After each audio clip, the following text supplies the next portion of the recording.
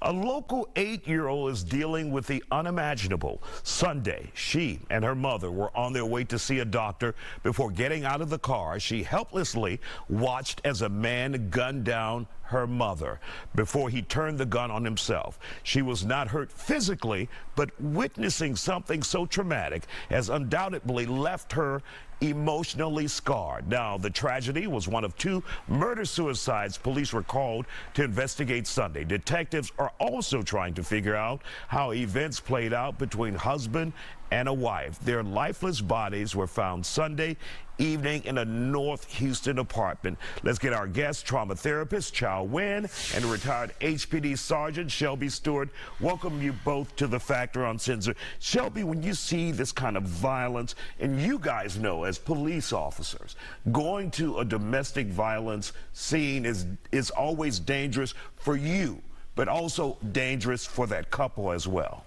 It always is, because you never know the dynamics within the house until you get in there. And you have to approach it where you calm everything down, you separate the parties, and you let them tell you what the problem is. Speak to them in a normal tone, do not be condescending. Don't talk down to them. Come to solve the problem. And Chow, we know a gun in the mix is always a situation that'll leave a couple doomed. There are 11 murder-suicides in this country every week. Thousands of people are killed, and we cannot ignore the intersection between murder-suicides, intimate partner violence, and guns.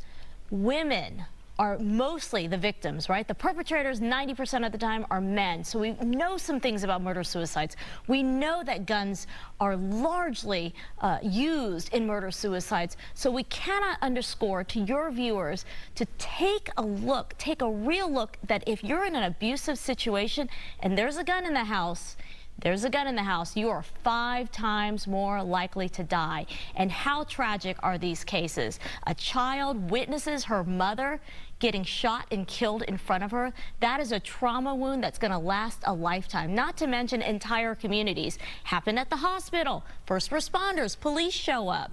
Hospital systems affected. Families are affected. People are witnessing this. This is in a public space. In the other case, a husband and wife with a history of domestic violence.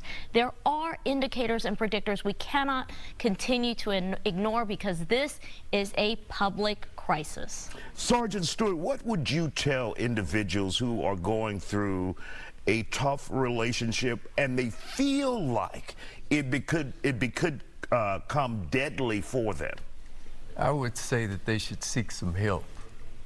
They should reach out to maybe a counselor, minister, someone that can assuage the way that they feel, to make them understand that they're not alone, that they can reach out for help, and it doesn't have to get so bad that it comes to death. So many couples, so many individuals want to present the public face of a happy couple, and if they break that, then they feel embarrassed. How would you tell them to get past their pride in a situation like this? If you're being abused, if you feel like your husband or your wife is going to kill you at some point, how do you get past that embarrassment to let someone know? You cannot continue to shroud domestic violence and abuse in the shadows, because this is what happens, right? Women are killed. Men are hurt, right? It doesn't only happen to women. It happens to men too. How we keep talking about it. We keep sharing the information that we know. We know it's okay to share what's going on. Tell a friend.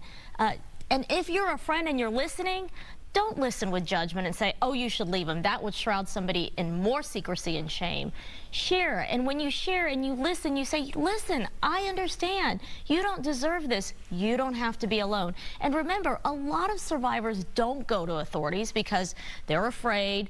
They know that their abuser is the breadwinner. They don't want him to go to jail. There are a lot of complications, but there is help out there. I'm a trauma therapist. There are a number of community-based organizations that can help. There are helplines, telling a friend, looking at the clues for violence and abuse and saying, you don't have to be alone. There is a way out, and planning for your safety, because in murder-suicides, it's too late. But if you know there's a gun in the house, there's a history of abuse, you can plan for your safety, because we know it takes 6 to 8 times to leave an abuser. I mean, I've got a case, woman took years to leave her abuser, years. How difficult is it, Sergeant Stewart, to get a restraining order against that significant other? It's not that difficult to get. I mean, it just has to be filed. And you would go to the district attorney's office for that, right? Yes. All right.